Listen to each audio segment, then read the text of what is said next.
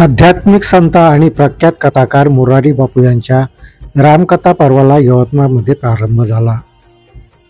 यवतमाळच्या चिंतामणी बाजार समितीच्या परिसरात रामकथा पर्वाचे आयोजन करण्यात आले आहे।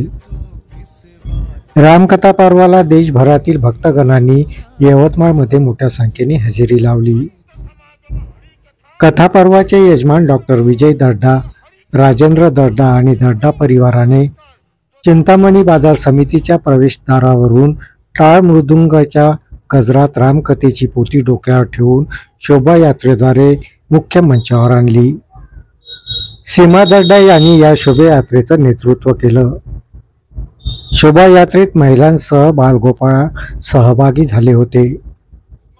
या प्रसंगी आंतरराष्ट्रीय ख्यातीचे जैन आचार्य पूज्य डॉक्टर लोकेश मुनीजी, अखिल भारतीय चतुर संप्रदायाचे अध्यक्ष महामंडलेश्वर डॉक्टर संगीत कृष्ण सावरिया बाबा, राज्याचे मृद व जलसंधारण मंत्री संजय राठोड, आदिवासी विकास मंत्री प्राध्यापक डॉक्टर अशोक उईके, खासदार संजय देशमुख, माजी मंत्री ॲडव्होकेट शिवाजीराव मोघे, आमदार बाळासाहेब मांगुळकर, आमदार संजय देरकर, आयोजन समितीचे कार्याध्यक्ष कीर्ती गांधी, सचिव किशोर दर्डा, सुनीत कोठारी आदी मान्यवरांची प्रमुख उपस्थिती यावेळी होती।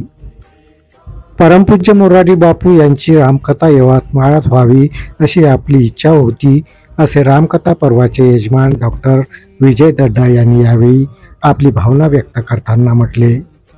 भाइयों और बहनों, आपको बताते हुए मुझे हर्ष हो रहा है कि ये कथा बापू की 963वीं है।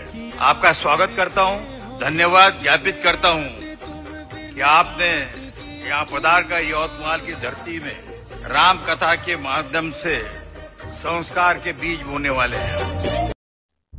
14 सप्टेंबर पर्यंत रामकथा पर्व चालणार आहे। याचा लाभ यवतमाळ जिल्ह्यातील भाविकांनी घ्यावे असे आवाहन आयोजन समितीकडून करण्यात आले।